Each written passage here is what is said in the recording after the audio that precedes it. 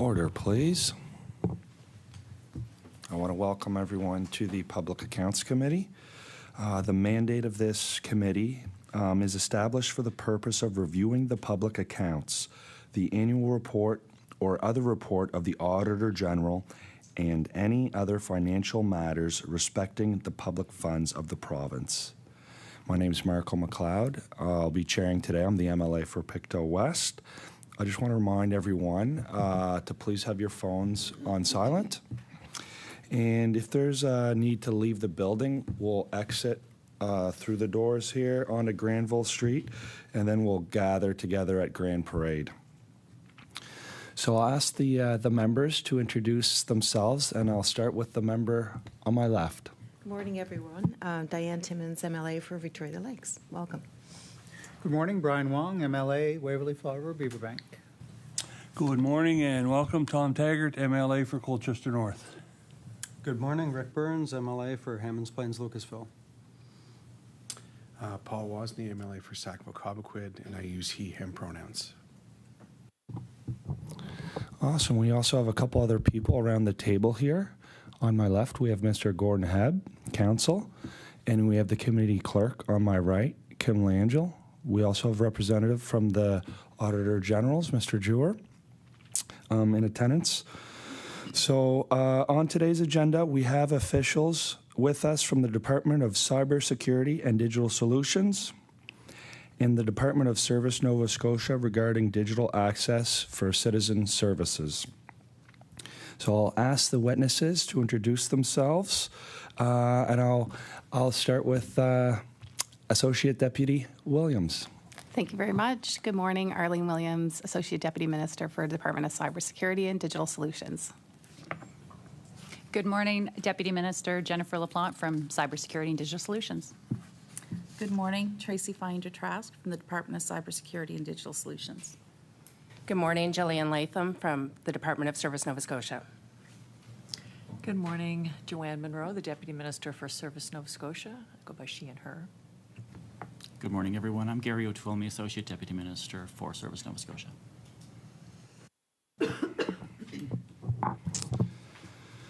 Awesome. So thank you for that. And I'll now invite the witnesses to make some opening remarks. So I don't know if we have someone from each department there. So we'll start with Deputy LaPlante. Great. Good morning, Chair and committee members. Before I start, we have introduced, but I will reintroduce the Associate Deputy Minister and Chief Digital Officer, Arlene Williams, and our Associate Deputy Minister and Chief Technology Officer, Tracy Finder-Trask. Together, we will work to answer your questions, and if there's anything that we don't have on hand today, we commit to providing it to you in a timely way. Thank you for the opportunity to speak about digital services and digital access for Nova Scotians.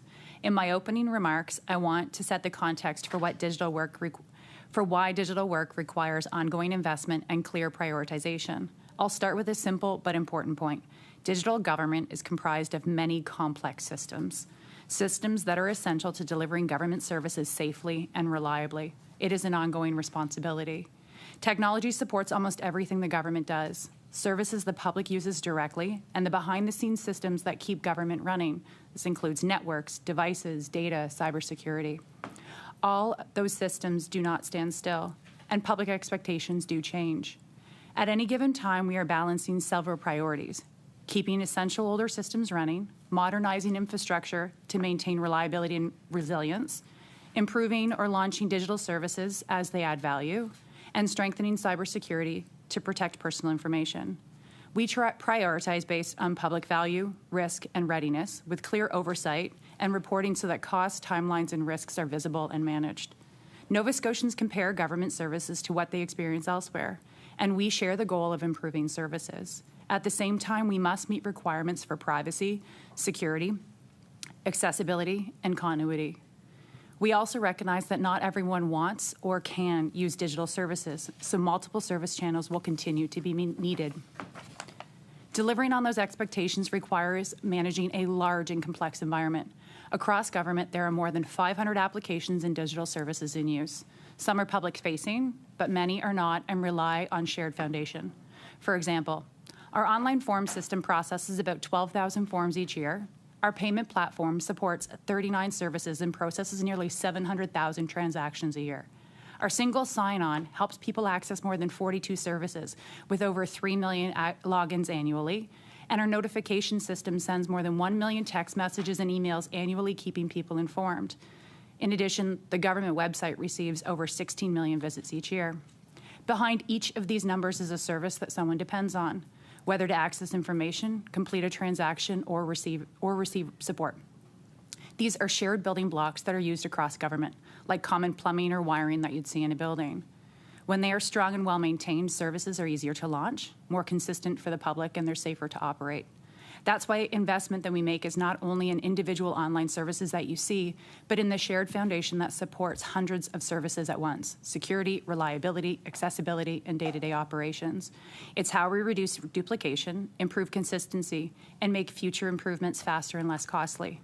A useful comparison is an airport. A traveler sees a flight, but it depends on the entire system: the runways, security, communications, and ground operations. Digital services are similar.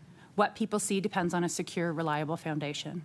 So thank you again for this opportunity, and we welcome your questions. And I now recognize Deputy Monroe for some opening remarks.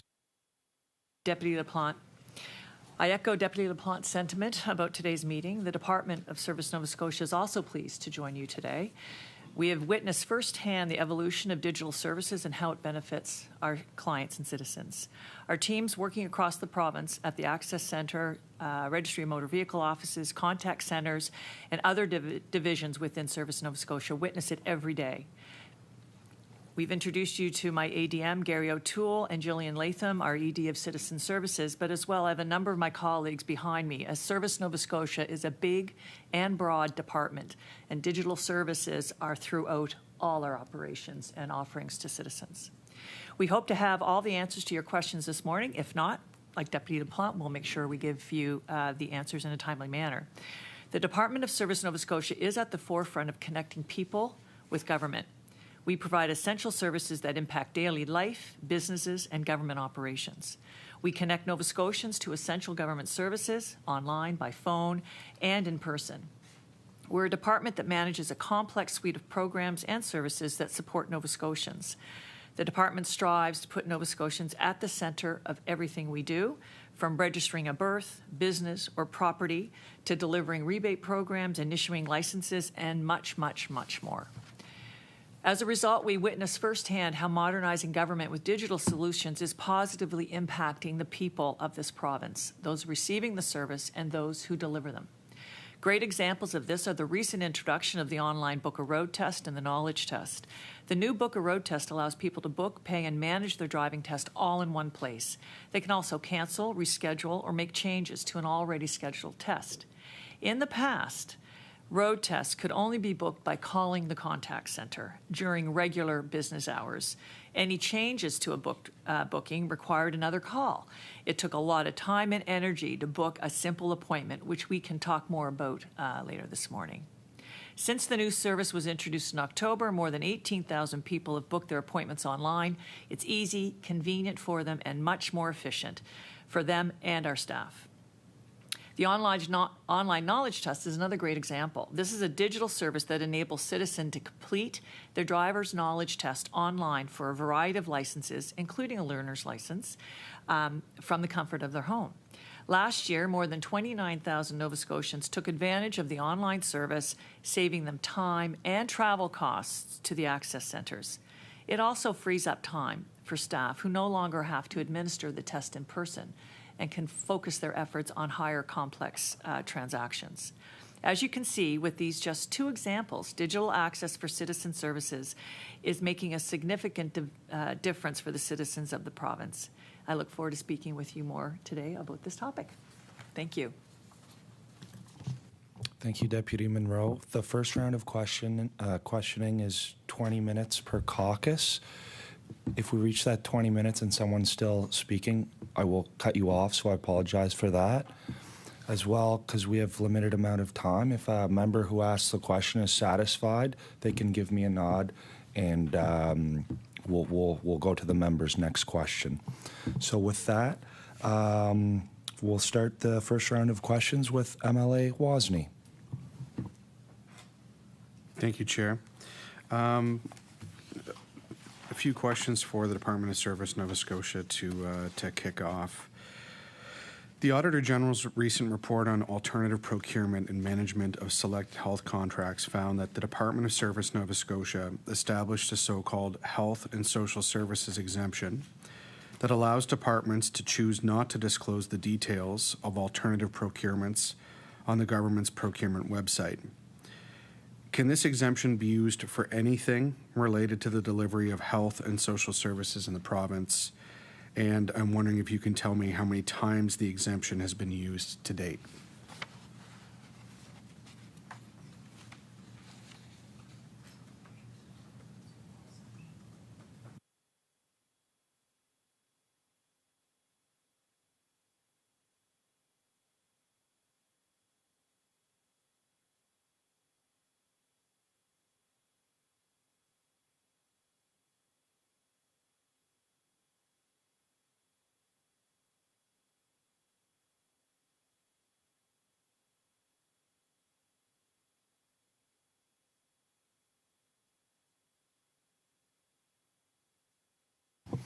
I recognize Deputy Monroe. Thank you. Thank you for the question. So the exemptions for all Ps not to be posted on the procurement site, there's 4 of them. There's the exemption that you talked about, the health and safety, the ability to maintain, or so confidentiality, sustainability, and finance by donations. But on the health and social services exemption for healthcare, we work with trade to determine a flow as to when the decision to use the health and social services exemption aligns to the Canada Free Trade Agreement. And so that process has been done with our legal counsel as well as trade, and obviously our procurement specialists and health and wellness. So there is a process in determining whether and when the social and health services exemption applies. But I don't have the number of how many times that was used, so I would have to come back to you with the number. I recognize MLA Wozni.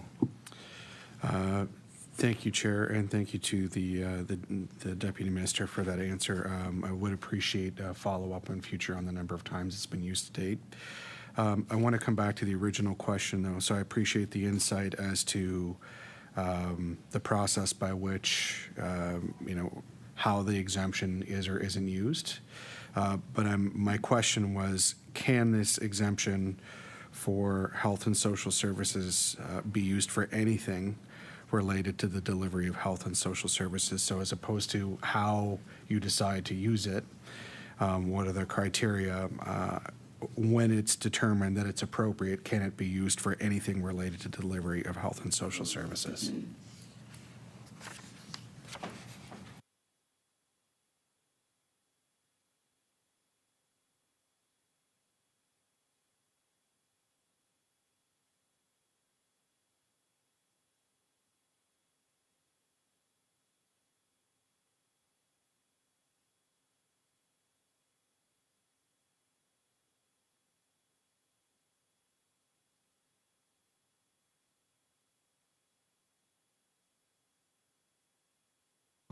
I recognize Deputy Monroe. So it can't be used for any. There's fairly specific. The needs have to be fairly specific to be related to the service, and those are highlighted in the flow chart. So you do actually have to go through the process. You just can't. I can't answer the broad answer that says everything applies to health and social services. So there is a process to go through, and obviously there's fairly specific needs that need to be related to the service. So the service related to the delivery of the health item that you're referencing. So I would say no, it can't be. You have to go through the process and understand the specific needs and how it relates to the service. I recognize MLA Wozni. Thank you for that response. This exemption did not exist when the $50 million sole source contract was awarded to Think Research. Yet the details of that alternative procurement were never publicly disclosed on the province's procurement portal. Deputy Monroe, can you explain why these details were never disclosed?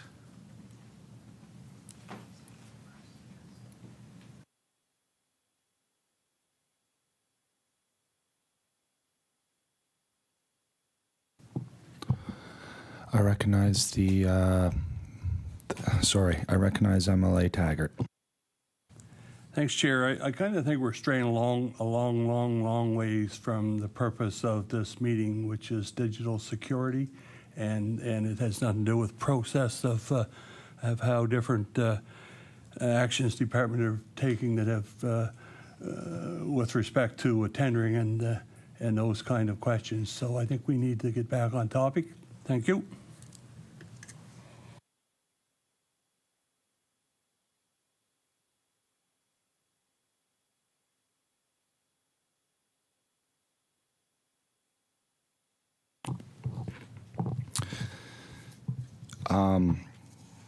I'll recognize that it is the member's privilege to ask, any question, and the department can respond as they want.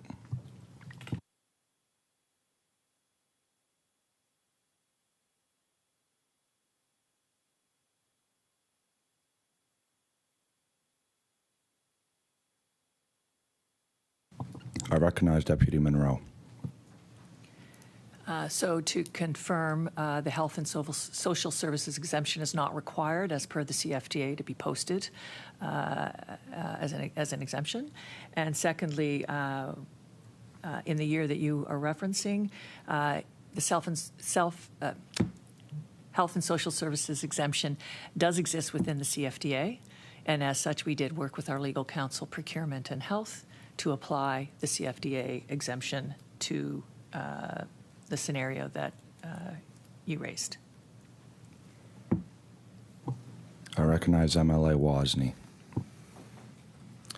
Okay, I think according to the timelines that we have, the exemption didn't exist when the contract was awarded. So it may have existed at some time during the life of the contract, but the exemption did not exist when it was initially awarded. And ultimately, those details never ended up publicly disclosed. So, there's some question about how those criteria are applied. In June 2024, another alternative procurement was awarded to a different private company to replace the Your Health Nova Scotia chat tool that Think Research had delivered. Deputy Monroe, given that there was at least one other company clearly able to do the work, shouldn't there have been a competitive procurement process to make sure that the government was getting the best deal for Nova Scotians?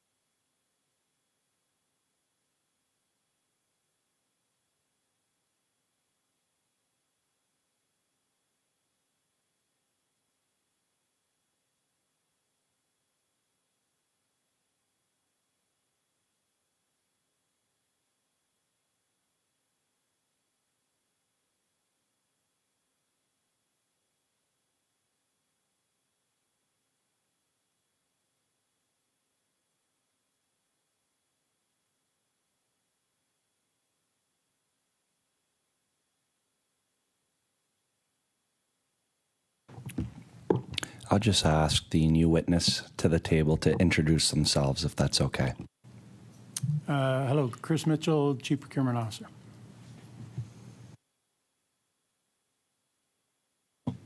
I recognize Deputy Monroe. Hi, thank you. I am going to state that I've come prepared to talk about the digital services agenda here today. Think Research is a Nova Scotia Health contract. And obviously those decisions were made by the CEO of Nova Scotia Health at the time, or the acting CEO of the Health Authority. What I can say is that the Think Research was a Alt P was aligned to public procurement policy, and that's what I can share with you today off the top of my head. I recognize MLA Wozni. Thank you, Chair.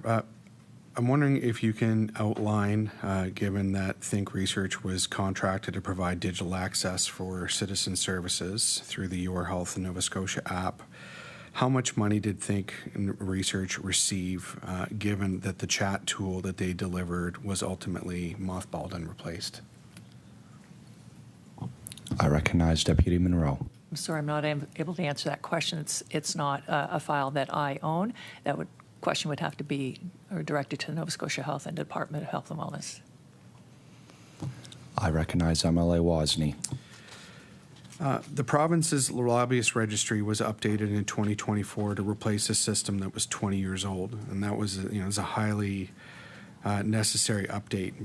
But for us, this update felt like a missed opportunity to make it easier for Nova Scotians to see who the province is being lobbied by. In other provinces like Ontario, the lobbyist registry contains more details. On their website, we can see whether registered lobbyists ever held elected or senior positions within the provincial government. I'm wondering if one of the witnesses can explain why these details are not provided or made available on Nova Scotia's lobbyist registry website.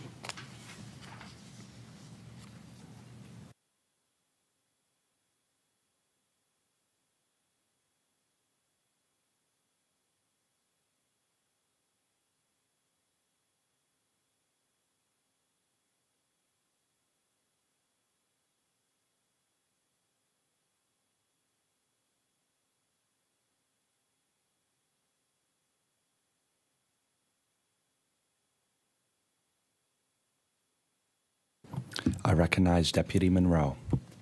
Thank you for the question.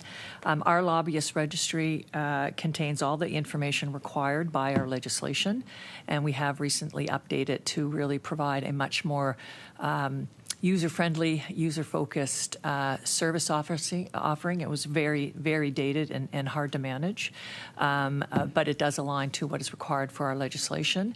And I'll ask my colleague, ADM O'Toole, to add on to that answer if there's anything to add. I recognize ADM O'Toole. Thank you, Chair. So yeah, the lobbyist registry was modernized beginning in 2023. And the new system launched in August of 2024. It replaced the existing lobbyist registration system, as the deputy mentioned. It was quite an old system. It was more than 20 years old. And the new system provides that secure online portal for lobbyists to register. And certainly we're seeing uptake by that. We know that there are several media sources that use that regularly and publish information related to the lobbyist registry in their services. And the online portal also enables ease of access to the public to search for registered lobbyist information. I recognize MLA Wozni. Nova Scotians heard in the fall that the Minister of Natural Resources considered a proposal to turn a much-loved provincial park into a golf course. The individuals who submitted that proposal to the Minister were not on the province's lobbyist registry. Deputy Monroe, can you walk us through why a private company clearly lobbying for a specific outcome would not be required to register as lobbyists?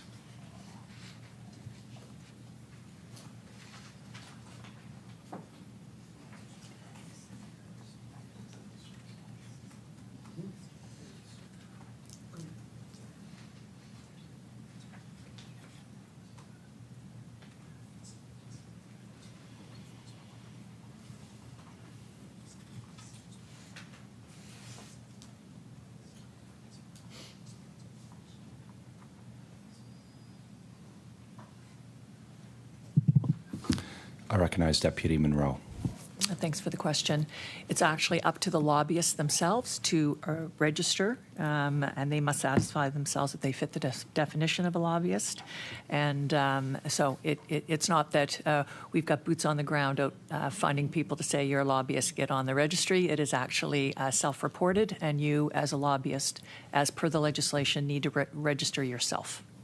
If there is a complaint, that goes then to law enforcement, and that process starts through law enforcement.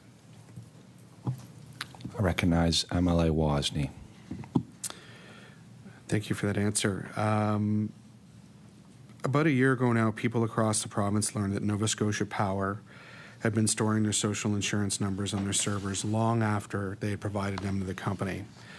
I'm wondering if the witnesses present can explain how long the government retains a Nova Scotian's personal information, like a social insurance number, after they submit an application for something, say, like the heating assistance rebate program.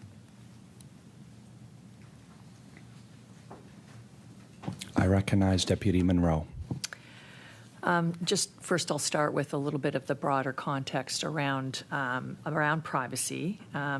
So each program delivered through a digital service must complete a privacy impact assessment to confirm authority for collection of the data, review how the SIN will be stored if the SIN is required, and work with CSDS on all the technical security requirements. So government itself is also subject to records legislation, privacy legislation, and related information management policies that govern how we handle personal information. With strong safeguards, we know bad things can happen, and human error and the evolving cyber risks. So our approach in this space is very layered and continuous. So to minimize collection to only that's necessary, limit access to has access to the data to a need-to-know basis, encrypt and protect the data in storage and transit, and monitor for suspicious activity, and have clear breach response processes so we can contain, investigate, and notify as required. To the specific question around SIN for government, I only can speak to the programs that I, as Service Nova Scotia, manage in this space. And if a SIN is required, for income verification with CRA, for example, for rebate programs. The retention, the broad or the majority of the retention for that type of use is 7 years, and then destruction, whether paper or digital. But I must say that it depends on the program or the business function that's being offered. It could be less, it could be more. Thank you. I recognize MLA Wozni with just over 2 minutes left. The Auditor General's report on cybersecurity and healthcare found a pervasive tolerance for accepting cybersecurity risk and failure to manage ongoing risks. Since then, the overall staffing in the Department of Cybersecurity has decreased, and those decreases will continue to add up as the 5% per year reduction continues to roll forward. How many staff are responsible for managing ongoing cybersecurity risks? And were any of those positions eliminated in the last year or slated to be eliminated in the coming budget year?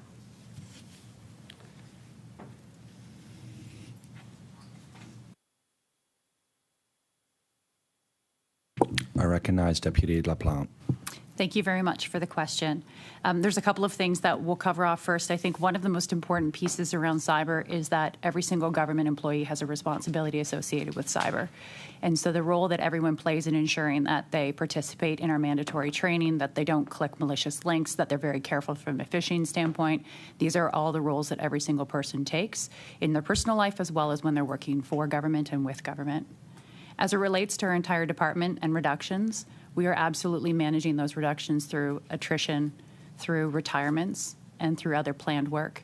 We realize that the fiscal realities of government today mean we need to take a really concentrated effort on focusing on the key priorities that government has and finding new ways to work, which including things like the platforms that I discussed, ensuring that we do a great job of having reusable parts and reusable pieces. And that ensures that we have cybersecurity protections in place. It ensures that we're not making mistakes and that we have repeatable processes as well for the way that we create and offer and then continue to support all of those programs. And then I forget the rest of your question, sorry. I recognize MLA Wozni. The question was how many staff are responsible for managing ongoing cybersecurity risks, and were any of those positions eliminated in the last year?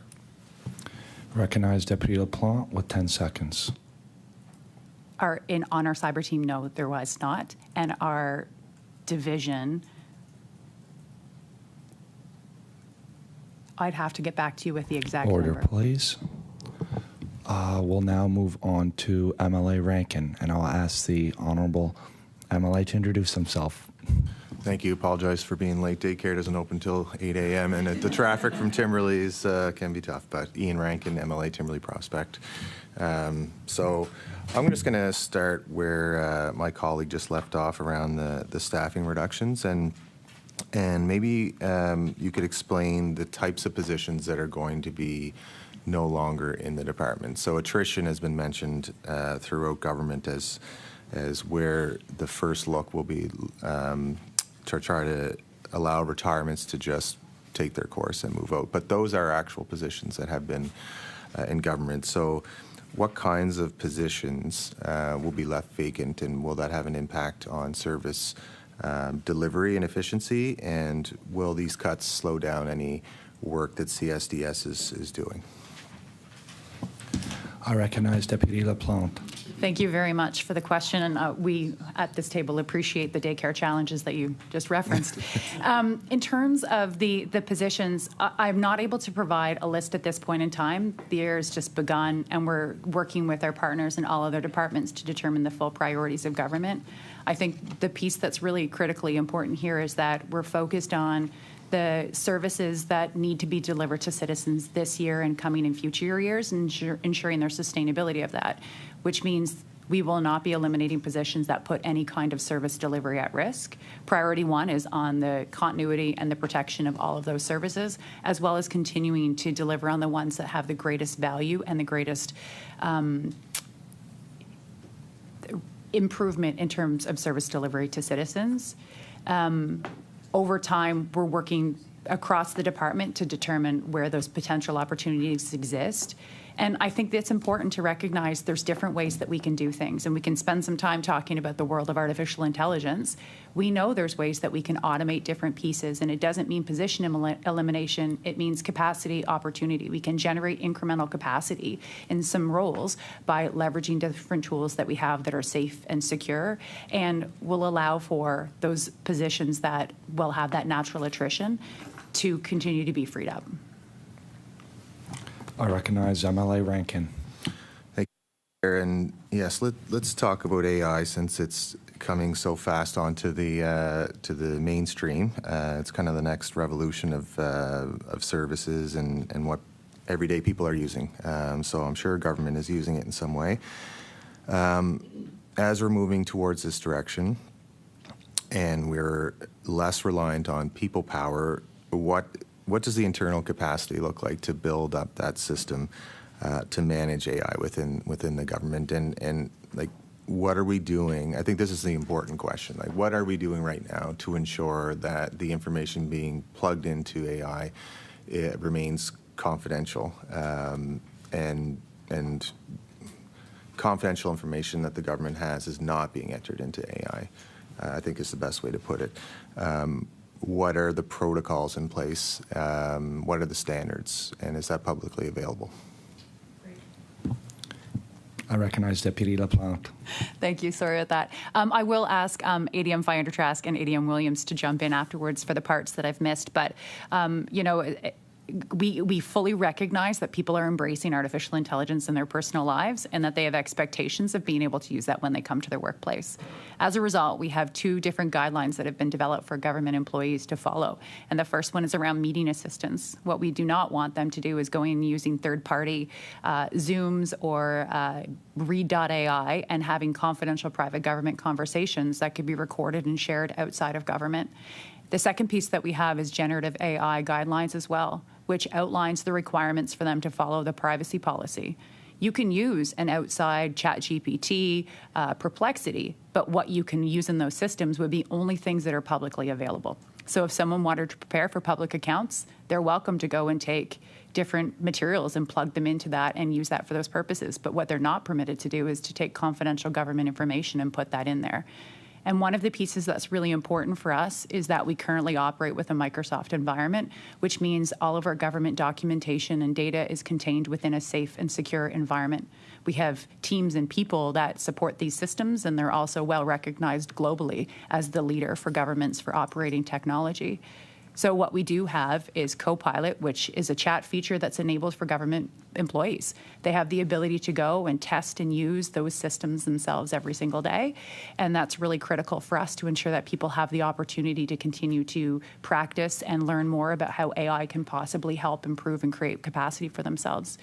Another piece that's really important for us this year, as well as we're standing up an artificial intelligence team. We know there are incredible services out there that are sold, but we also know that government ourselves needs to make some of those systems. And so this is the same where you might go and purchase large SAP systems that provide you ERP or enterprise resource management, but at the same time you have to build some things like our custom forms and our NSPay. We recognize the same thing for artificial intelligence. And this is why we went and created our Scotty, our first AI chatbot, because we know that we could go to a third-party vendor or someone else to build it, but we also know that we could build the in-house expertise and skills and have people who studied in Nova Scotia and learned how to use AI join our team and develop tools that we know that we can use that can deliver great value for citizens and really take advantage of optimizing public value and public dollars by creating stuff ourselves and managing as well. And these are things that we're looking to continue to grow, but in a responsible, clear way. And I will pass it to either ADM Finder Trask or Williams if there's anything I've missed. I recognize ADM Williams. Thank you, Deputy, and thank you to the member for the question. Building upon the Deputy's remarks related to building that internal capacity by resourcing an AI team, what I would add to that is that the team is also responsible then for sustainability. So the Deputy talked a lot about sustainable services, and with AI, we know that there is a requirement to make sure that tool, such as our Scotty virtual AI assistant, is continuing to deliver correct information to Nova Scotians, and that we have sustainability around the teams that are building out and using those services. And so would like to highlight that as we build out a team that's also creating sustainable products for Nova Scotians to rely upon in the future as well. I recognize ADM Trask. Thank you. Finder Trask. The finder is important. Sorry, we'll have to hyphenate that maybe. Yeah, thank you. The thing that with AI, I think it's come really strongly into our environment, but it's not new for those of us who've been working in technology.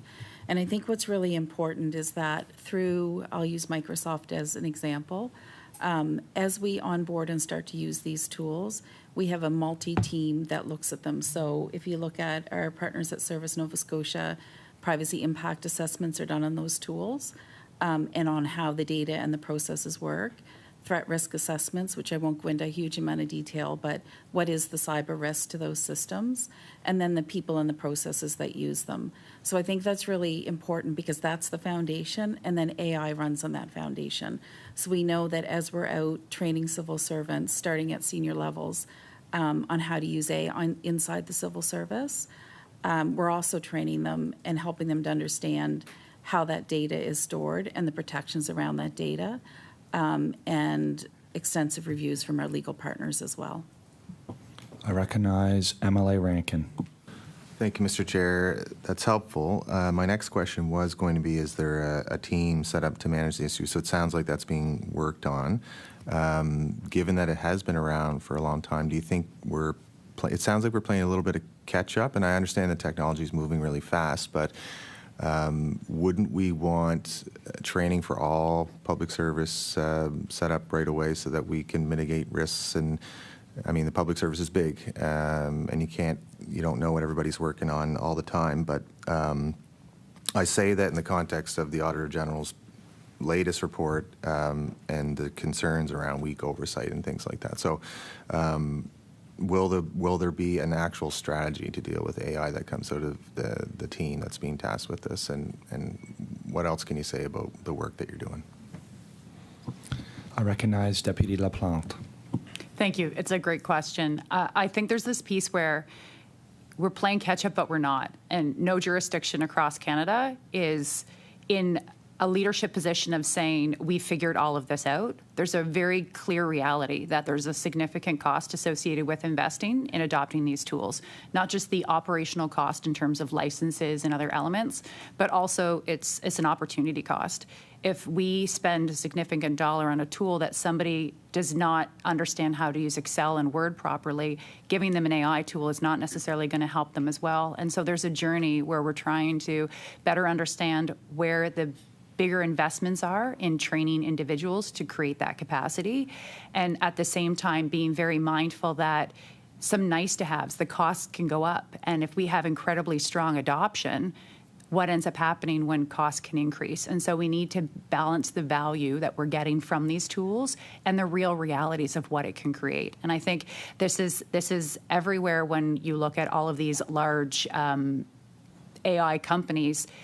Part of the thing that they're seeing too is enterprise adoption is not easy. It's easy for me to go and use a chat GPT to plan a trip or look up a recipe. It's entirely different when you want to think about how do you redesign workflows that reduce manual effort for individuals that can take considerable time and effort and is on a very specific case-by-case basis. So I do think that right now we're in a very strong position. There are other, we have really strong relationships at the federal, provincial, territorial level.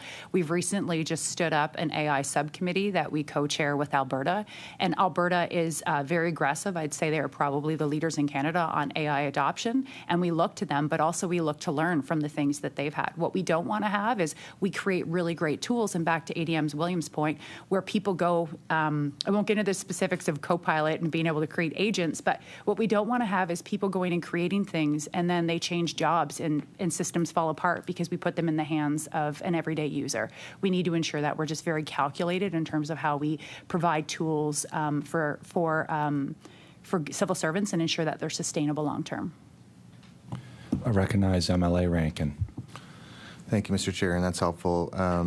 So when we're looking at upgrading our IT systems, and you mentioned Excel and things like that, some of the older platforms, like how are you assessing the priority of when that takes place and ensuring that we're cutting edge, using as best technology as we can? We have a lot of legacy IT systems, and how are we risking those? How are we assessing the risk of using these systems? I mean, we just have a test so you can book your driving test online, but that's been worked on for 5 years, so I wouldn't really call that cutting edge. But how many critical systems are currently considered high risk due to outdated infrastructure in government? I recognize Deputy LaPlante. Great, thank you very much for that question. I will pass it over as well to my colleagues at the table to add on. I think one of the biggest pieces here is every enterprise that is as significant in size as the government is continues to evolve its governance and maturity. And I think that's a realistic expectation that if you were talking to some bank or utility or telco, they would all have the exact same comment that really what it comes down to is the puts and takes about managing risk and understanding value of investment. And so our effort every day and every week and every year is around the prioritization of the services to citizens, ensuring that we are able to manage the risk associated with delivering on those, and also at the same time investing in the updates and maintenance and modernization of those systems. And I'll use one example. We have a significant complex SAP system, and I think you can look at something like the Phoenix project as an example of what happens when you don't have good management and oversight on projects. Our SAP system that we recently upgraded on one element of it had over 1,000 integrations, and so this is why things are complex and they take a lot of time and you need to maintain them. And the example of the book a road test, I think ADM Williams can share the complexities of what it was that previously if you had to book a road test, you'd have to look in a separate schedule for every single potential location to try to find a time. It takes a lot to go and put those systems together, and so the realities of the cost to make new can actually be really expensive, and the cost to keep is actually the cheaper version sometimes when it's safe and secure. And so that part of this is working with every single department in government to understand what their priorities are and then adjust those against the full priorities of government. And I will pass it over to colleagues. I recognize ADM Williams. Member for the question. There's a couple of factors that we look at when we look at assessing risk for our applications. Certainly it comes back to requirement of availability to the public and the prioritization of systems that are highly available or need to be available and accessible to the citizens of the province, whether that's from the systems that run our courts, to our registry of motor vehicles, our land registry. Like, these all have an incredible impact on the public and being available. We also look at the agedness of the technology itself. So is it aged? Does it need to be secure? And we also look at the ability to respond to both the public and government's needs. And so the example the deputy provided related to book a road test. So we do have a large project underway to modernize our registry of motor vehicles. It is one of the most, one of the highest interactions that the public has with the province and with government. And to the deputy's point, while we do our best to ensure that that's running on secure and available infrastructure, it also was not responsive to the needs of the public. So when you would call to book your road test, contact center agents had to look in 13 different locations before they were able to book an available spot. And sometimes by the time they went to book that spot, that position was taken by another contact center agent. And so you look at sort of that responsiveness of the technology as well when we look at making assessments around which systems get modernized. And it also comes back to the availability of capacity, resourcing, and investment in those replacements as well. I recognize Deputy Monroe. I just do and clarify that the Booker Road test work started last year. So we have been dealing with this, call it Legacy? aged, difficult process to book a very simple road test with multiple calls back to reschedule and also working with driving schools. So I just want to clarify the record. It's not cutting edge, but it's something that citizens need and want, and it's high volume, and it's a way that we can manage our service levels better within the contact center by getting something that is a low transaction out of the system so that we can do higher value transactions. Thank you. I recognize MLA Rankin. Thank you, Mr. Chair. And so it was mentioned that you're looking at costs. So what is the estimated total cost to fully modernize government's IT systems? I recognize Deputy LaPlante. Thank you very much for the question. That is something I would not have on hand and would have to estimate. We have not looked at an entire overhaul of every single application with the over 500 applications that we currently service. And obviously there's complexities because you could never do it as one big bang. Things need to be in sequenced as well. But any enterprise system looking to upgrade every single legacy system would be significant. I recognize MLA Rankin with about 3 minutes left. So which ones do you categorize as high risk? Would those be the health and justice and income assistance? Would they be ones that the public uses? Would they be, do you look at equity lenses with the rural population, with the senior population, and accessing vulnerable populations? How do you assess those risks? I recognize Deputy LaPlante.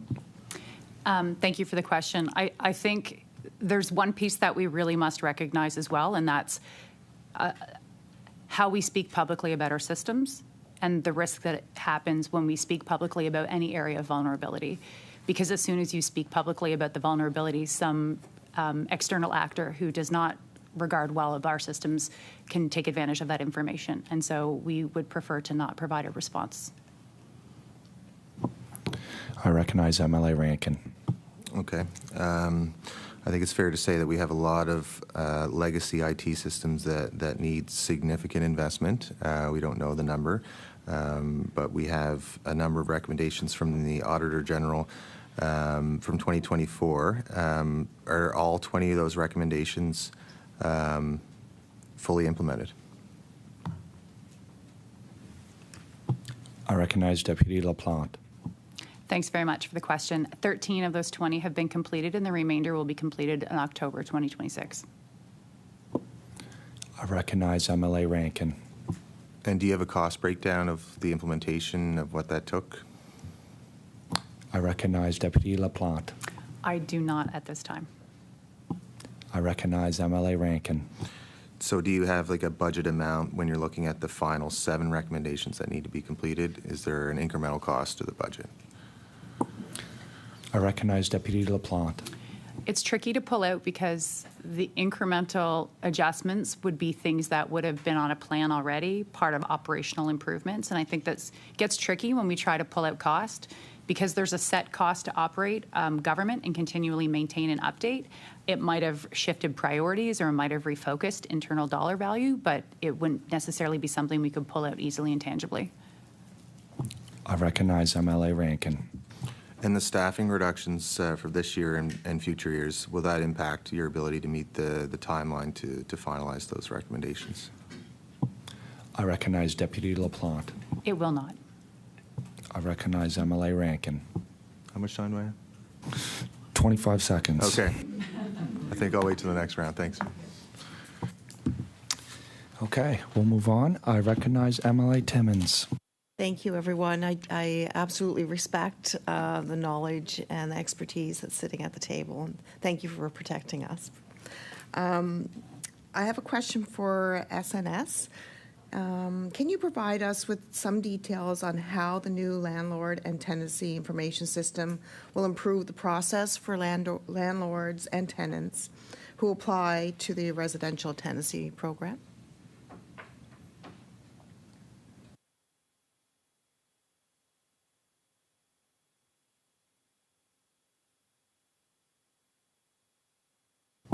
I recognize Deputy Monroe. Thank you, and thank you for the question. So Lattice has come in, working with our colleagues at CSDS to build the service, and it's replacing a very old legacy system called TIMS. What does TIMS stand for? Tenant Information Management System. So this new system, easier to use, will also give us more insight as to what's happening within the residential tenancies program and what kind of applications we're actually getting. So this system is a kind of a full meal deal where we actually have everything in one location. Everything from evidence with residents and tenants and landlords using the system to submit evidence and lots associated with that. But really, to me, the data that we're going to get from the system is going to be very helpful because that was really difficult and almost impossible to extract from the old system. So, you know, it's not a registry for landlords or tenants, but the data that per case management system that comes in to the system will be able to tell us more around, you know, what type of lease is being used, what kind of common problems there might be. We'll be able to actually mine and use the data in a way that we've never been able to use before. But the portal itself is much more user-friendly with helper text and intuitive information and compared to what it was before. So the fact that we feel more modern and the information that we're able to share and distribute through that Lattice system will really help tenants and landlords identify maybe information they found hard to navigate and access before. I will, though, the residential tenancy program does fall under my colleague, ADM O'Toole, and I'd love him to augment that. But we are excited about Lattice, and it's up and operational, and it's a great team that supports that very difficult program. I recognize ADM O'Toole. Question. So yeah, there's a couple of things that we're hoping to get out of the new system. Well, included in that would be an improved user experience. So the deputy alluded to that. It's really intended to provide a single user-friendly front door, so to speak, for landlords and tenants to enter their information and to be able to manage their information. So it used to be that you would enter your evidence related to your particular issue or dispute that you have with your tenant or your landlord, and then that information wasn't visible to you, or you couldn't edit that information in any ongoing way to help you prepare for your upcoming hearing. So our new system enables that. So it's a much more user-friendly interface for both landlords and tenants to improve their experience in navigating towards that hearing ultimately. It's also about reduced administrative burden, not just for staff internally to Service Nova Scotia who use the system, but also for landlords and tenants themselves. So it used to be that you would have to get in a car and go and deliver your information to an access center, for example. And now you don't have to do that. That's all available to you in an online format and easier for you to navigate. It also makes it possible for us to case manage better. So for our internal users, for the residential tenancy officers in particular, It provides that digital case management capability, so including dashboards and other measures like the deputy mentioned around being able to understand what are the common issues that come to the program, how do we do analysis on that, and how do we use that information to further improve the program. We didn't have that capability under the old legacy system, and now we do. So given that it's new, we don't expect to get a lot of information out right now because it really only launched in November. But a year from now, we'll be in a much different place, being able to look back retroactively at, what were the issues that came to the program, what are the common things that we're dealing with, and then how do we improve the program on an ongoing way. And then greater transparency is another goal that we have around the program. The new system allows for some folks around the table would remember last year we made some legislative amendments to enable greater transparency through the publication of director's orders. So this new system enables us to do that more effectively.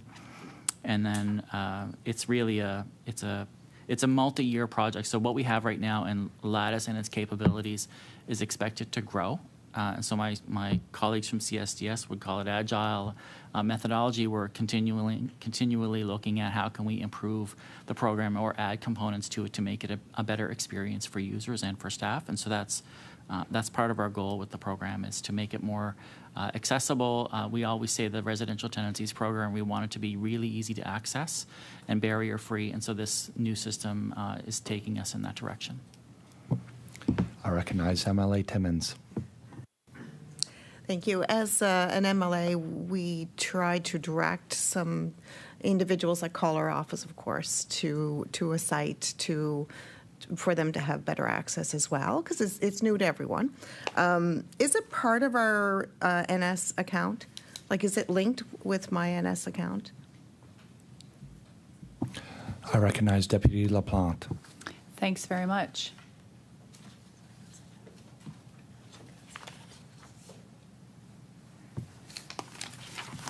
I shouldn't have said that yet. Okay, well, we'll take Deputy LaPlante's mic off. Oh, and I recognize Deputy Monroe. Yes, it is. Okay. Sorry. I recognize MLA Timmons. Thank you for that. I'm going to move on to my next question. If I go back to my questions. How has the technology enabled improvements in service culture at Service Nova Scotia? I recognize Deputy Monroe. Thanks very much. Thanks for the question. So I've been in the chair quite a while at Service Nova Scotia and came in with a service background and a service agenda, and I knew then that we needed to bring together digital service and service in order to evolve and improve services to citizens. And so this journey has been quite a while, and I've worked with my colleagues for quite a while in this space. And so, in that time, we've developed service culture within Service Nova Scotia and having the citizen at the center of everything we do, and that has taken time, building the talent, building the training, and working again with our colleagues to understand the high volume transactions, because as we know, we have scarce resources and we only have so many resources. So how do we get the best value to citizens by looking at the larger volume transactions that they would say, oh, something's different here, and they've really made my life a little bit more I can transact with government in an easier way, in a more convenient way. So our two of our largest volume transactions are actually online, the driver license renewal and the vehicle permit renewal. I've talked about the online knowledge test booking. Obviously, that test is very much popular with our 16-year-olds, because now they can do their knowledge test online and avoid regular trips to the Access Centre, because they don't normally pass it in the first go-around. It takes twice, maybe, and then they come in and get their knowledge test. So it does save time for families and youth in getting their online knowledge test, and saves them time during the day. The online road test booking, just like booking a hair appointment, you can go in and you can now book your online driver's test, and that can be switched easily. And I would say that we've talked about the impact to the contact center, but as far as I've always focused on, we're being asked and necessary because of our fiscal situation, we need to do more with less. And the digital service offering and building capacity within our teams is critical in order to maintain service levels and to focus on the really important services that citizens need us to deliver. So digital services actually drives and helps us create capacity for our team members to support higher level transactions. So examples would be, the Book a Road test has actually saved us 2,500 calls a week, and there's going to be more that comes. And so with that, we are able to reduce temp staffing that we had just to try to maintain the service standard. So there's an idea that says, okay, we've got some capacity building. But on the large volume transactions that are in the access centers, being able to do those and transact those 24/7 in the convenience of your home or your office or wherever allows our frontline counter agents to support difficult transactions, interprovincial transactions, or multiple transactions that people come in, and that generates that ability to drive a service standard. And so, our service standard in the access centers, Jillian, my colleague, and I, we put that in place 12 years ago, serving 80% of our clients in 20 minutes or less. And I'm very pleased and proud of the team that delivers those services, and there are millions of services every year, that we are consistently, annually delivering over that 80% target. Last year, I think it was 84% that we met our service target. Yes, there's ups and downs and bumps, but overall, we've got a service standard that is only helped by providing convenience to citizens through digital services in a safe, sustainable, trusted way. I recognize Deputy LaPlante. Thank you very much. I'm going to pass it over to ADM Williams to add a little more. I recognize ADM Williams. Thank you to the member for the question. I think you can hear from Deputy Monroe certainly that service is within our DNA, and I would say the same thing from the Department of Cybersecurity and Digital Solutions. And what I'd like to draw attention to is the ways in which we work. And so we work in ways of delivering technology, and we establish things like multidisciplinary teams. That has membership from both the department and our staff, and all across our departments, whether that be cybersecurity skills, people that are delivering solutions and building technology and supporting it. And what that means is when we design and build new services, we take into account the needs of our staff that need to deliver that service to the front line. And so understanding what needs they have in order to deliver operationally the technology so that they understand it and they're able to use it, and that it effectively allows them to be responsive to the public as well. I recognize MLA Taggart. Thank you, Chair. So my question is going to be Service Nova Scotia. It's kind of around HARP or even the seniors care grants, those kind of things. And I just want to start by saying, I recall 5 years ago, 2021, when I first got started at this, the challenge that we had, and I don't know, probably you don't have the numbers, but the challenge that we had, or I found, to getting sort of the message out and getting the seniors in particular, aware and able to get it filled out. I had one, and I'll be brief here, but I had one really super volunteer in a community. He wasn't associated with me, but he went around the community and did 100 applications for people on a piece of paper, you know what I mean, and got them into us, and we did it. But now my assistant that's one of our more prevalent services we provide in our office is helping these people on the phone and putting getting their applications in digitally. So I'm just wondering what you can how you can expand on that to tell us a little bit more about how this online HARP application option and how applying online can help people receive the rebates faster. If you could just expand on that whole process. Thank you. I recognize Deputy Monroe. Thank you. Thank you for the question. And first, I do want to extend a huge thanks to all MLA offices across the province who do take the time to help their constituents and citizens complete a simple online application for HARP. And it does help and improve access. We know that we don't want to move forward with providing all channels, but to help people that need digitally assist is very much appreciated. I know we do it as well within our access centers on occasion, so thank you for that. So the HARP is available both online and paper.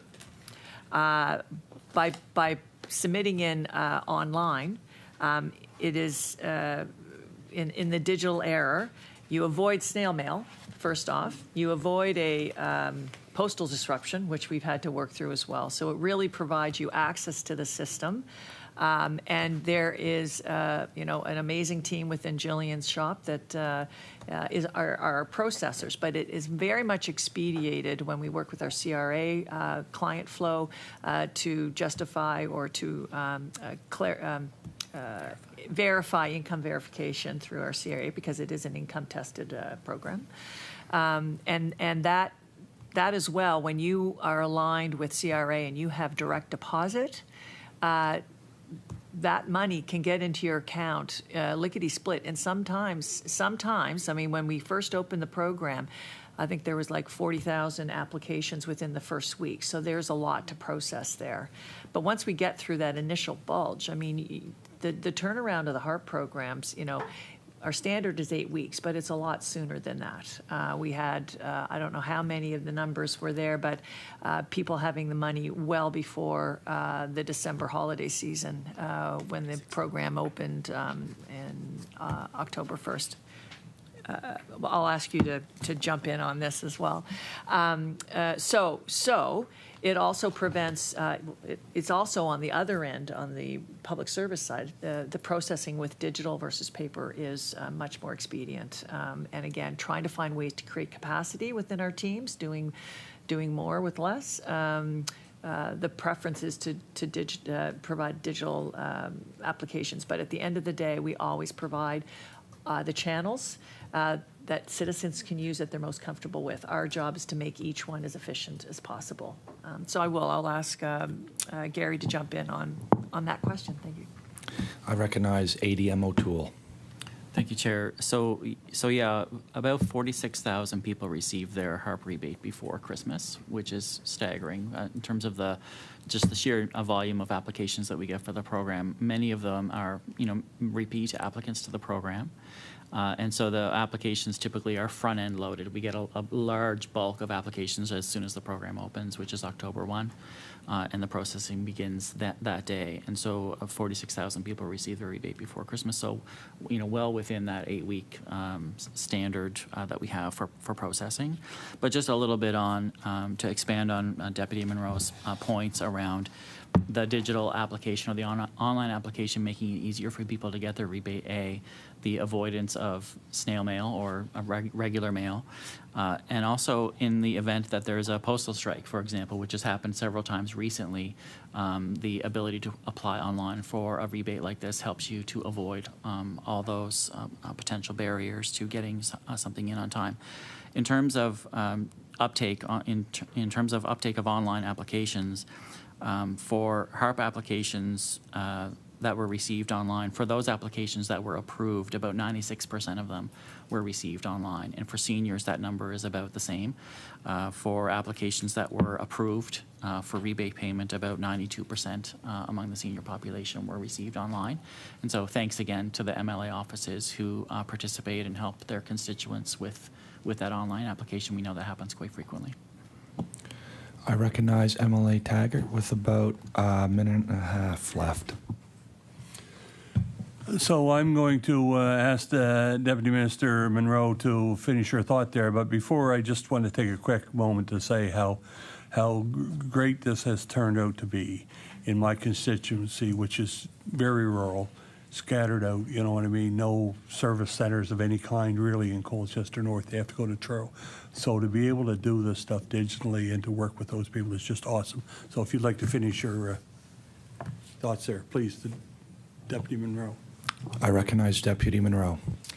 Thank you, and absolutely both accessibility and other areas of the province is really important. I'd just like to add, with the property tax rebate for seniors, which is obviously a focus program for seniors on helping them with their property taxes, we've built out an opportunity where they can actually, because of the program's eligibility kind of mirror, or there's a rollover, if you will.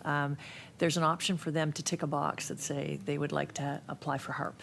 And there was 19,000 citizens, seniors last year that did that did not have to fill out a HARP application.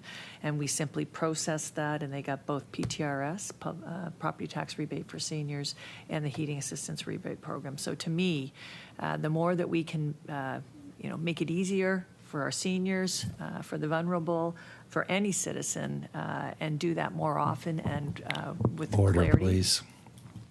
We'll now move to the second round of questioning, and it'll be, it's 13 minutes per caucus. With that, I recognize MLA Wozni. Thank you, Chair. I want to loop back to the question we kind of ran out of clock on right in the first round of questioning. First, I want to say that I recognize the tremendous work of staff across both departments, whose leadership is here to provide testimony this morning. We know that there are hardworking Nova Scotians doing their utmost to deliver services in a way that's best practice, that delivers value to the people of Nova Scotia in terms of the experience that they have when they access these services, and a commitment to doing so in a way that safeguards Nova Scotians' private information. So, the work of the staff in these departments, we certainly salute the exemplary commitment that they show day in and day out. But I want to come back to the question of how many staff are responsible for cybersecurity risks, and whether whether any of these positions were eliminated last year. I think I heard that there were no eliminations in the past year, but I want to underline why I think this question is urgent and important. It's hard for any of us in this room, or anybody who might be watching at home, to ignore sort of the broader context of security of private information. The unprecedented, the massive scope of the breach of Nova Scotia Power, and how hundreds of thousands of Nova Scotians now have lifelong potential negative impacts of that breach. People are attuned to the security of their private information and the dire negative impact it might have in a way that I don't think we have ever been before in Nova Scotia. And that's not necessarily the fault of anybody present as a witness, but nonetheless, Nova Scotians now realize how important it is that the people that we entrust their data to, structurally or functionally, recognizing that this work reaches across a number of departments, is really key to not only the innovation and the delivery of services, but sustaining the security and the sanctity of information that has a direct and profound impact on the finances and the lives that Nova Scotians live. And so, at a time where the need for this kind of security and this kind of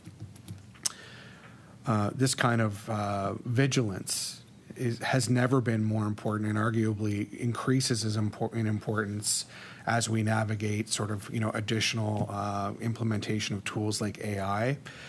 The question of, do we have the hands on deck necessary to do this work?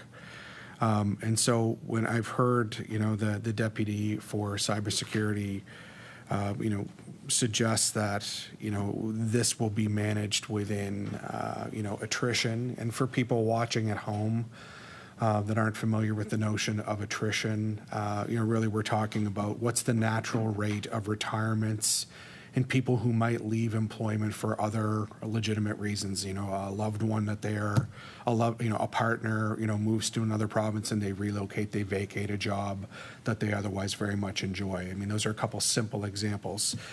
But I'm not asking for comment on the budget that was recently passed, but we know one of the pressures that the budget enacted will have on the civil service broadly is an across-the-board reduction in staffing across all government departments. And so I guess my question is, what is the rate of attrition within the departments present today?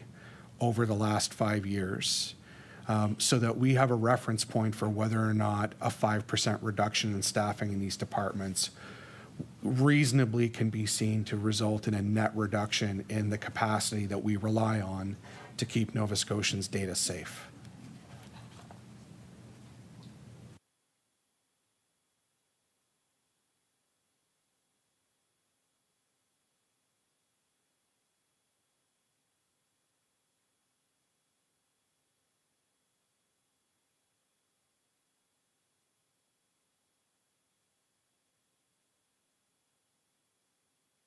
I recognize Deputy LaPlante. Thanks very much. Absolutely, it's a great question. There's a couple places I'll go down, and please ask me to fix wherever. I'll have to get back to you on numbers. I think one of the pieces that we have to start with is we're a new department created in 2023. We are the only government across Canada with the department focused purely on cybersecurity and digital solutions. And we have a team. So when I think of the past 5 years, it's really hard for us to pull out because we haven't been a standalone department for that long. But then the other piece too is we tend to see attrition throughout the department. I'll have to get back to you on the exact numbers and the trending of that. I know it's in a budget somewhere too, I think.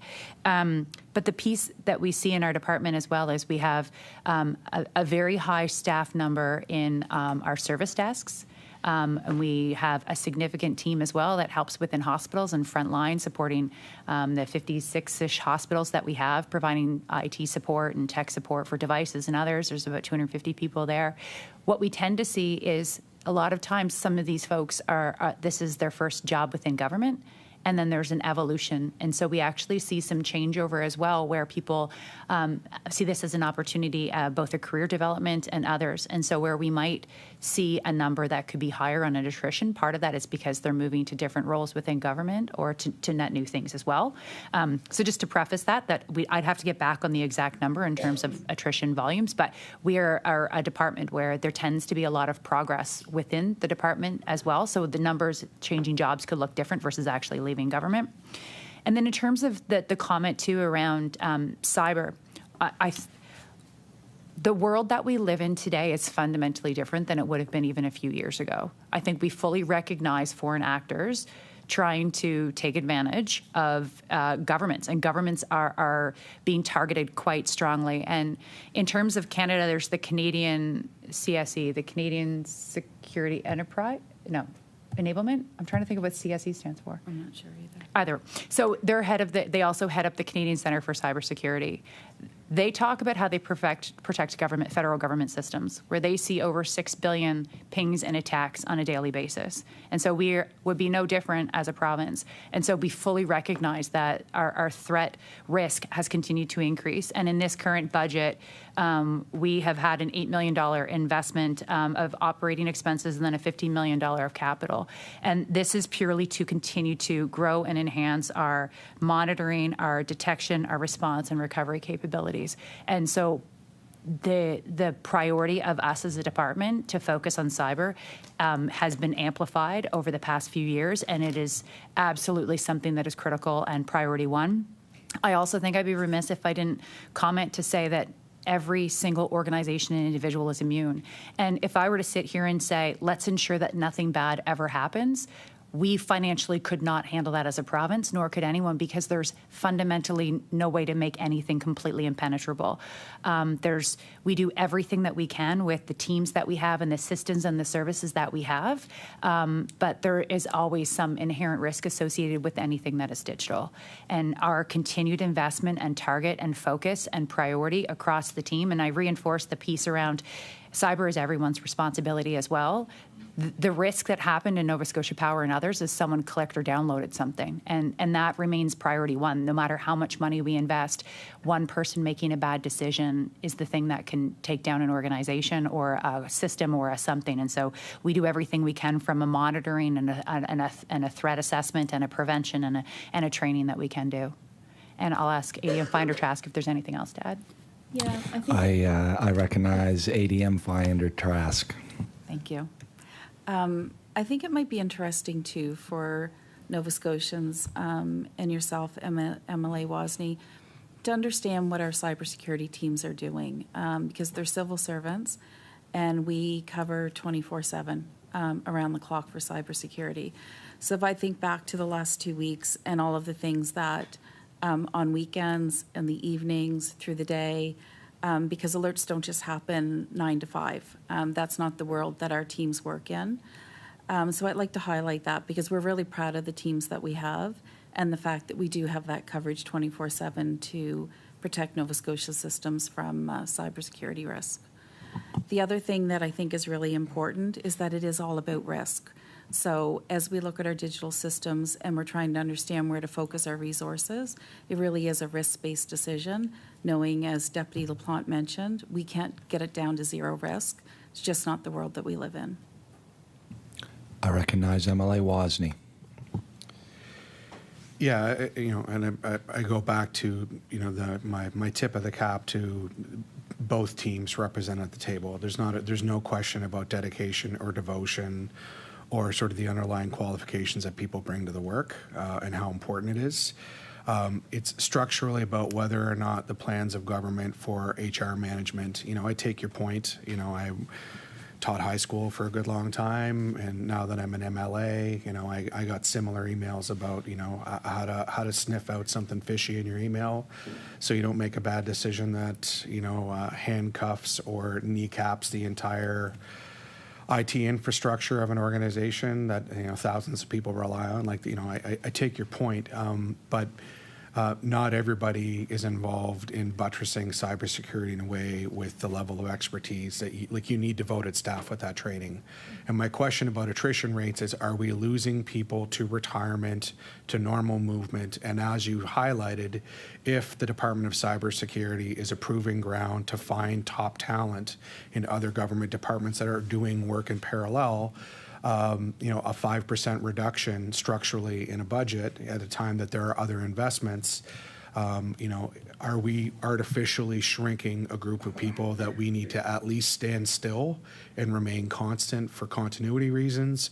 Or are we starving a department whose work is essential to the present and long-term prosperity and security of our province? Are we starving this department of the talent necessary to make sure that we have appropriate bulwarks in place to protect the province and position us for long-term success? So the question is certainly not a rock-throwing exercise. It's more about, you're here, you're nonpartisan, you do the work of government. I understand you answer to political people, but my interest in putting the question is, are we giving you the people tools necessary now and in the long run to do the important work that you've outlined is happening on a day-to-day basis? And that's the spirit in which the question's answered. So I do appreciate that you've, you're a newer department, maybe the data isn't as readily at hand as sort of a longer serving department, but I think it's a question worth having some answers on the record about to inform the way that we might staff this department from an HR and a budgeting perspective. So I thank you for being responsive to that on follow-up. One more question on this sort of line here. Nova Scotians don't spend a lot of time trying to access services from the provincial government on average, but when they do need to access services, they want the process to be as straightforward and secure as possible. And it's good to hear some of the ways that's happening and it being achieved across government departments.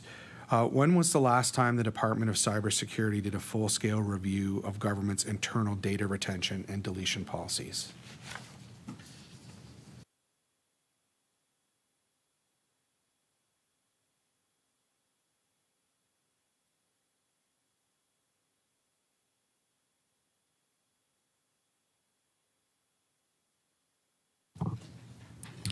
Okay, we'll now move on to MLA Rankin. I recognize MLA Rankin. Yeah, I think it's a good question. I'll let the witnesses answer if they want. Yeah. I recognize Deputy LaPlante. Thank you very much. And my colleagues at the table, feel free to flag. I think I'm going to echo a point that Deputy Moreau mentioned before when she was talking about the 7 years of retention. The data policies are specific to the data that's collected and then the departments that own that. And so it's up to them to review those policies and align those with the legislation, the regulations, the rules, the business logic behind the retention of those policies. And So as a department, we serve and support the fellow departments, and then they're responsible and accountable for the policies associated with their data. Anything? Anyone else? Any other witnesses? I recognize Deputy Monroe.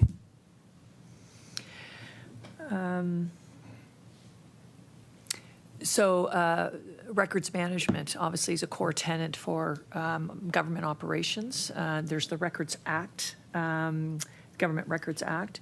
That is a program that we align to through our corporate records management team and group. And there is something called Star Store, and in that are ongoing schedules of retention and required of deletion for obviously we've been paper-based, but we're transitioning into digital. Obviously COVID pushed a lot of us into a digital record space. So that work is underway. And I know there's a government records committee that reviews required store schedules, and then that comes up to the minister for review. But there is rigor around records storage, retention requirements, and that is all managed under the Records Act.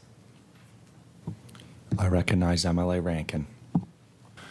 Thank you, Mr. Chair. And just forward-looking, is the department looking at any additional services being offered online in the coming year? Is there a budget for that? And I just say that just to press the envelope, because you go back 5 years ago in October when Minister LeBlanc announced the knowledge test being available online, and then it took 5 years later to actually be able to book the road test. So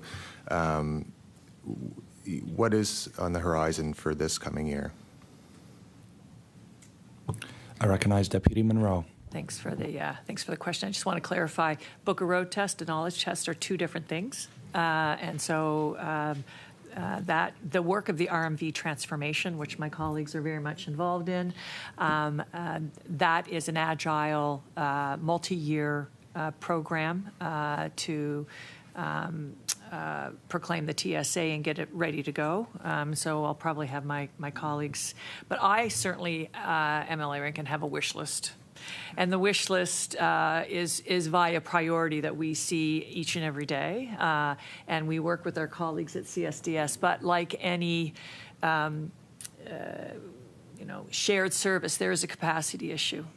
And so with that, we need to work with our colleagues to say, does this rank based on government priorities? So everything from an online marriage license to having PTRS become digital to having Class 1 and 2 special occasion liquor licenses, the wish list is there. How that fills, or how that will then make its way through the priorities setting that is required at CSDS.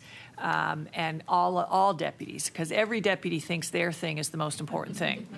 And so you can imagine there has to be a bit of governance around how we deliver on our priorities of government and also continue to evolve digital services. So, I could spend a lot of time going through all my wish lists, but to understand what's happening, maybe I could ask my colleagues around what's coming up maybe in RMV, if there's anything that is specific for this particular fiscal. But there's a lot of focus on the RMV transformation right now. I recognize Deputy LaPlante. Thank you. I will pass it in a second to ADM Williams to also speak to that and any of the modernization programs that she wants to speak of too. I think part of this goes down to the delivery to services as well. And so we're also recognizing the need for economic development and trying to do everything we can to make it as easy as possible for any business that wants to come to Nova Scotia and operate, whether that's mining or any type of natural resource. Or we also recognize that elements around emergency management are also critical. And so these are the pieces around priorities that sometimes they're not always public facing in the sense that somebody's looking for a service that's been optimized, but part of this comes down to the critical services that are offered to government, and they're kind of behind the scenes, and so as a result they don't always see why that might end up being a bigger priority, and investment in dollars and effort goes towards that in a given month, simply because those are critical things that government needs to offer. But on the service side, I'll pass it over as well, please. I recognize ADM Williams. Thank you. So I think the Deputy Moreau highlighted how prioritizing our work is very important, and we have lots of deputies that believe their work is the most important, so we work collaboratively with them to build out sort of our roadmap and plan for the following year. I'll highlight a few things with the Registry of Motor Vehicles modernization that's well underway, which delivered the Book a Road test service last year. A couple of things that we're planning for this year is related to special moves permit and improving that process. And so today, if you see traveling down the highway a giant house, there's a lot of work that goes behind that around overweight, oversized movement of goods within the province and making sure that those are traveling on roads that are secure to handle that load, but also improving that process for carriers and how they go about getting those permits and streamlining that from a delivery of the program as well. We also have some work that is underway to improve licensing and permitting modernization that was committed to in this budget this year. And so that's building upon some of the great work that we've done with Department of Natural Resources related to launching the Nova Mine service. So we'll continue to evolve that, and then also work across departments to continue to prioritize our capacity related to the needs and the demands of the public and government's priorities. I recognize MLA Rankin. Yeah, sorry, Deputy. I know you have something to add, but maybe I can just, and I respect your deep knowledge on the work that you're doing. Do you have, your wish list, so do you have a percentage of what services are available online? And you can finish your point from before, but do you track, we offer such and such percentages online and the other ones are not available online? Yeah. I recognize Deputy Monroe. To just add on to services, I think this is an important one that I missed. Our land registry is one of our registries under transformation. We're coming to the end with those last two.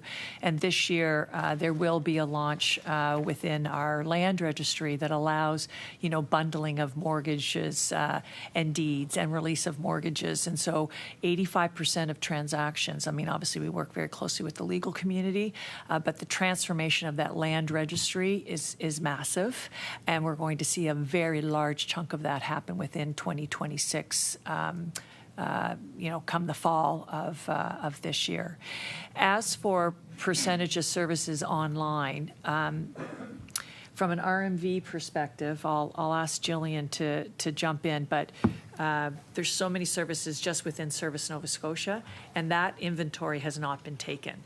We're working through our registry's transformation, which has really been a lift over the last number of years. But we spend a lot of time in RMV, particular because of the volume that we deal with there. But we haven't done a full inventory. But I'll ask Jillian to jump in on the RMV side of things. Thanks, Deb. I recognize, we'll get the lights there, all good. Mood lighting. We're on a good sleepy mood. Awesome, thank you. It's all good. I recognize Edie Latham. Thank you, and thank you, Deputy Monroe.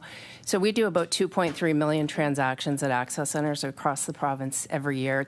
And we serve about 1 million clients, so just under 1 million clients. Of those transactions, about 54% of RMV transactions are available online. So, for example, two big ones that I think you'd all be familiar with is everybody needs to renew their driver's license every 5 years, and everybody needs to renew their vehicle permit every 2 years. So those two services are available online, and as well as a few others. But it's 54% is the percentage.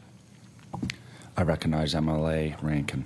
Yeah, and just given the challenges around internet access, are there any services that will only be available online, or is there still an option for people, for folks? Oh, yeah. I recognize Deputy Monroe. Thanks, MLA Rankin, for the question. And it's a philosophical thing.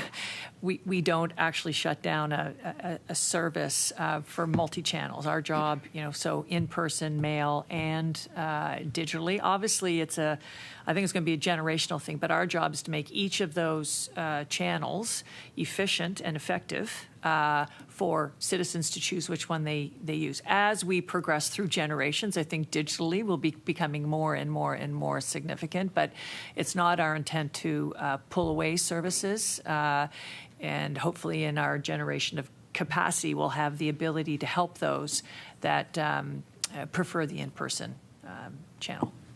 I recognize MLA Rankin with just over 2 minutes remaining. Okay. My final question is not directly related to what we just spoke about, but I have to take the opportunity with the serious challenges of the youth accessing social media.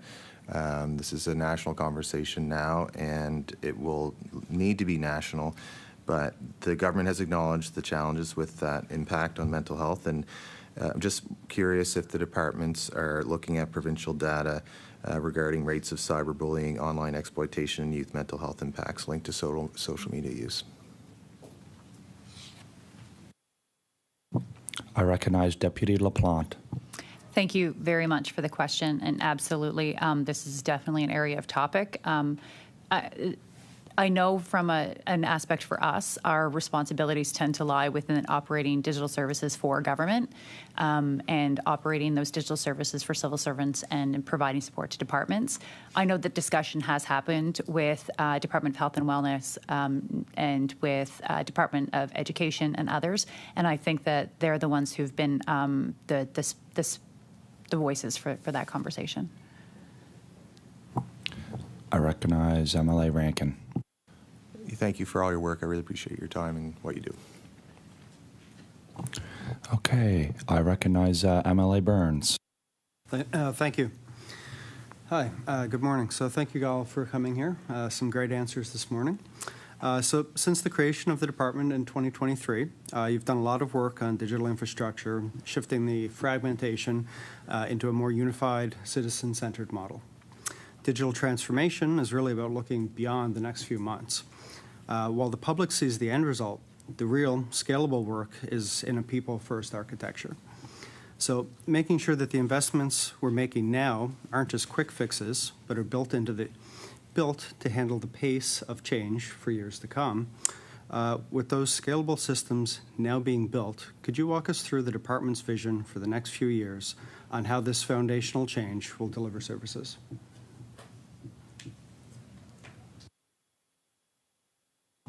I recognize Deputy LaPlante.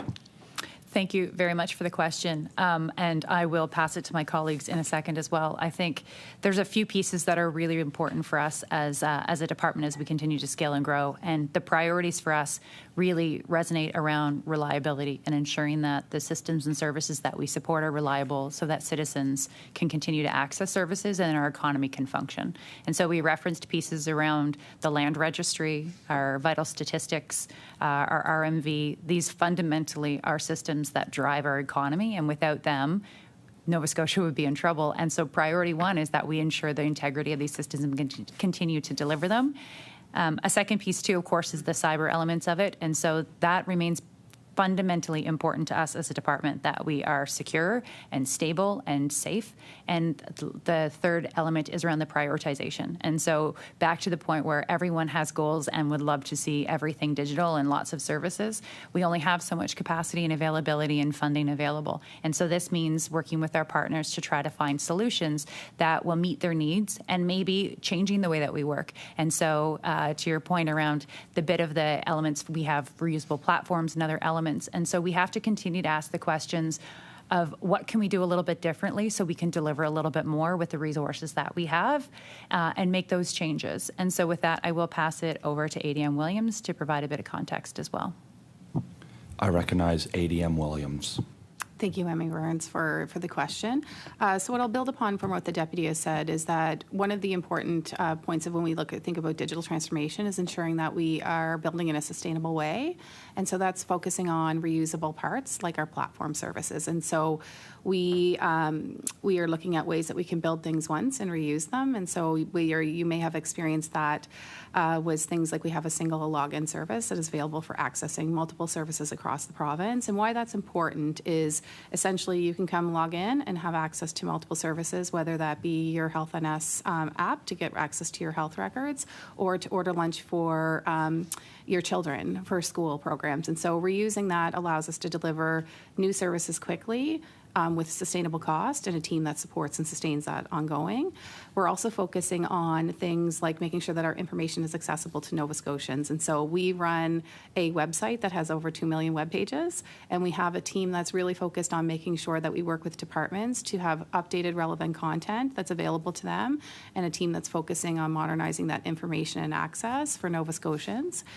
We've also invested in building out common ways to take information from the public, which what we call our NS Forms platforms, and that might be a way in which a simple contact form or filling out previously a PDF and then sending it into a program area. We're moving away from that by building ways that allow us to quickly turn around taking information from the public and have teams and programs be able to interpret that information and make a decision based on what they received. And that forms platform, we have about 71 or so forms that are launched on that, but we are able to turn around forms within days to be able to take that information. So these are all ways in which we think of sustainable solutions to address providing easier access for Nova Scotians. I would also highlight again, just back to sort of designing in ways that is multidisciplinary. We bring expertise that is as it relates to delivering great services, but we also build teams in a way that ensure that we have our cybersecurity teams, those who operate technology services, but also representation from programs as we look at building out services that work for Nova Scotians. And we also include them in the design and feedback loops as it relates to delivering services. So I think it's about how do we continue to deliver sustainable services? How do we do that in a way that applies methodologies that meet citizen needs, and also is a way that is sustainable and secure as we work across our department with our colleagues. I recognize ADM Fiander Trask. Thank you.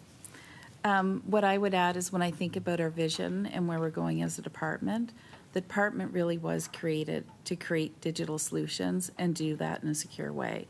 So there's a couple of things that I know our teams know, and I think we want everyone around this table to know, and that is that protecting Nova Scotia's data and information is non-negotiable for us as a department and as a government.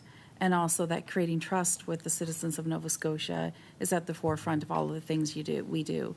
So you hear us looking at digital solutions that you can access in multiple channels in multiple ways, but we're also trying to stay modern with the next generation that's coming through who wants to do everything on their phone. And that really is what we're all about at CSDS. I recognize Deputy Monroe. To pile on, it's no small feat that we've gone through a registry's transformation. So you're talking land, RJSC, so Registry Joint Stocks, Vital Statistics, and now RMV.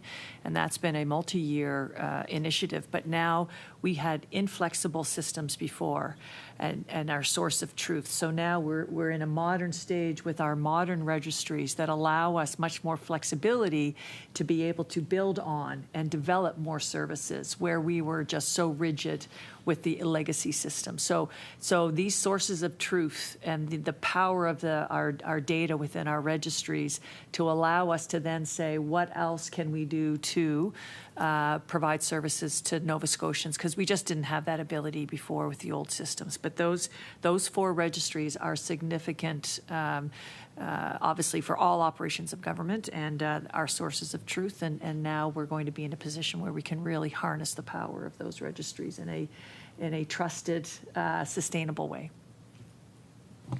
I recognize MLA Burns. Thank you. So we've talked a lot about building foundational work, reusable systems, the amount of time and effort that it goes into modernizing systems. So we've heard stories and situations where the province experiences emergencies and the department is able to help and accommodate, stand up a form or a solution in just a couple of days. But can you help the committee understand, I feel like there's more than just a couple of days worth of work that goes into standing up a solution when an emergency happens, and I think that comes with the background and the foundation that you're laying. So can you help us understand how reacting quickly to an emergency is a result of the effort that you've put in to get us there? I recognize Deputy LaPlante.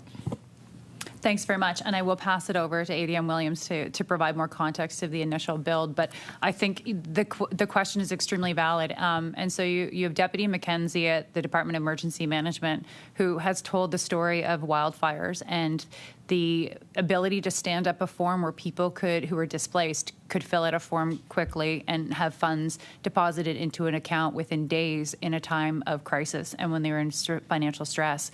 And I think that's the piece that's really important here, where trying to ensure that we can respond as quickly as possible to citizens in a time of stress, emergency, and others is fundamentally important. But that was not a happy accident. That was a planned and calculated effort by the department some time ago to create a system that would allow for that. And so ADM Williams can provide a bit of background on how that was determined and created. I recognize ADM Williams. Thank you very much, and thank you, Emily Burns, for the question.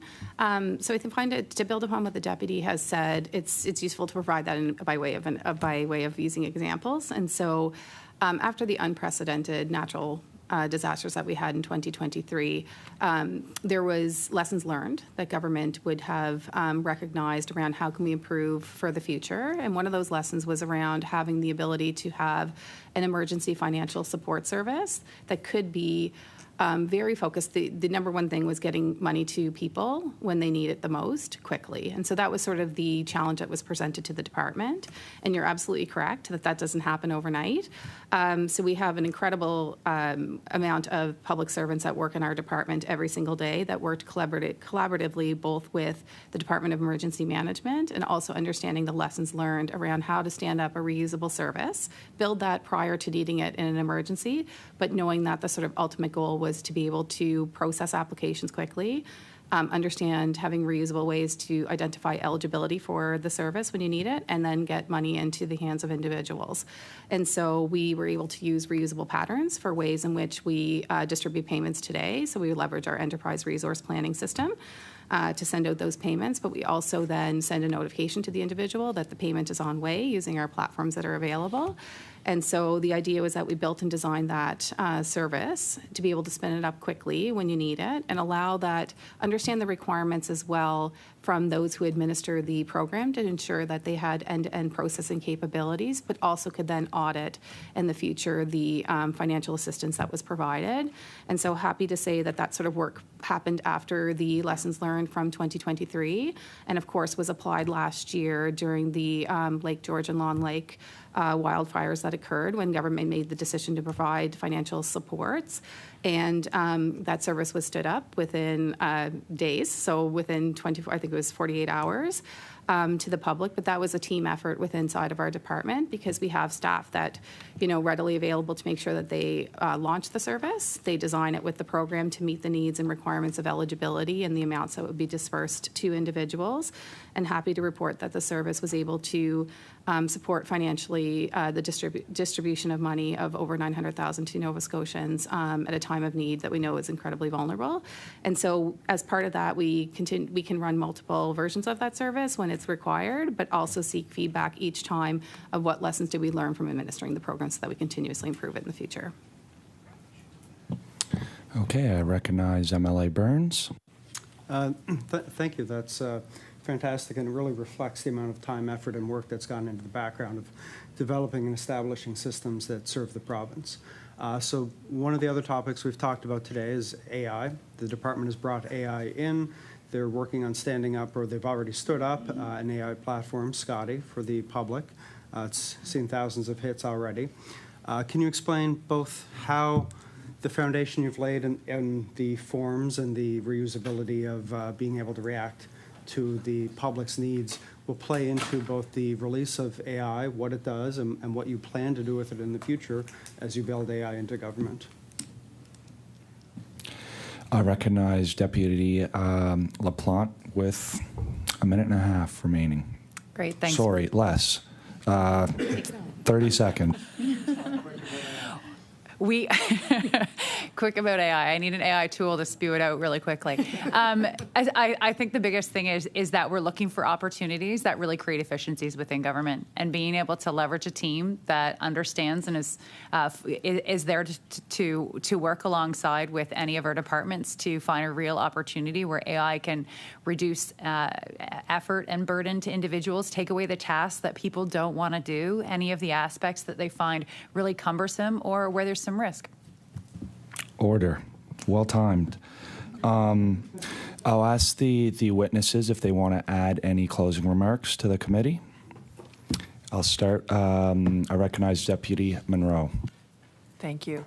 I just want to say it was a real pleasure to be here today to talk about this topic. There's been a lot of work done over the many years that I've been in the chair, and it's wonderful to share. But there is so much work, and I do want to put a call out to our teams who deliver each and every day. And I know that from our perspective at Service Nova Scotia, the culture that we built, Nova Scotians are truly at the heart of everything that we do, and I appreciate the opportunity to be here. I recognize Deputy LaPlante. And the exact same thing, thank you. And I think the challenge that we have as a department sometimes is the work that we do as a department in technology, people don't understand sometimes, or they don't get a chance to see. Because the best thing that you can have happen with technology is you don't know it's there and there's no problem. And so as a result, you get in trouble when you have one failure, but you don't get in trouble when you have a million successes. And we have an incredible department that works so hard every day, and we appreciate everything they do. So thank you for the time so we could share with you. I want to thank the witnesses for being here today, and you are now free to leave. We'll take a short 2-minute recess, and then we will continue on with committee business. Thank you.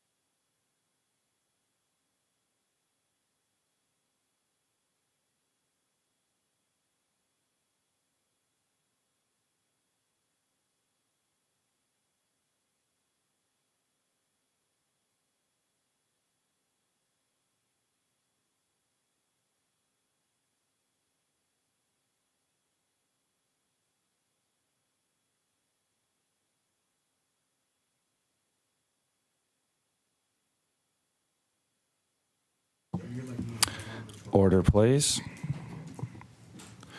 Okay, we will follow through with committee business. So we did have some correspondence that it was forwarded to us by the clerk through email. And I think we have some hard copies as well. Yeah. Okay. So I'll just list it off. First, we had Department of Municipal Affairs, information requested from the January 28th meeting. Secondly, Department of Health and Wellness, information requested from the January 21st meeting. Nova Scotia Power, information requested from the June 4th meeting.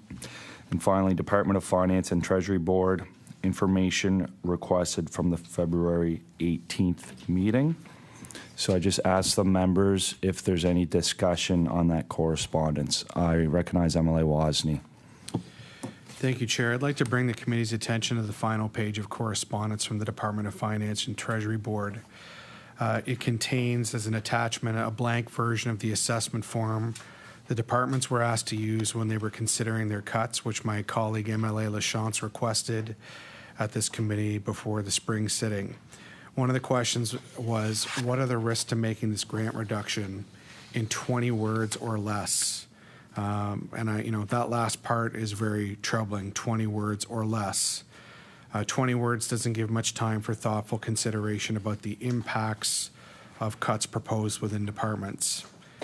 We know that there are thousands of job losses forthcoming. We know vulnerable Nova Scotians are losing access to services and supports they rely on, and we know some of our most valuable sectors like tourism and culture are suffering as a result of these cuts. And it's exceedingly difficult to summarize any of that in just 20 words.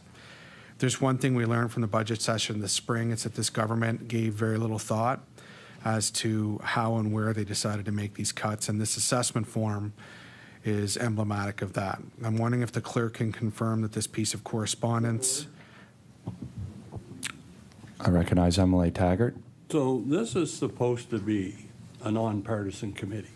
And when we get comments like were just made, okay, outside of the letter, but talking about what happened during the budget and how the government acted, I think is out of line and really unprofessional. This is supposed to be a nonpartisan committee.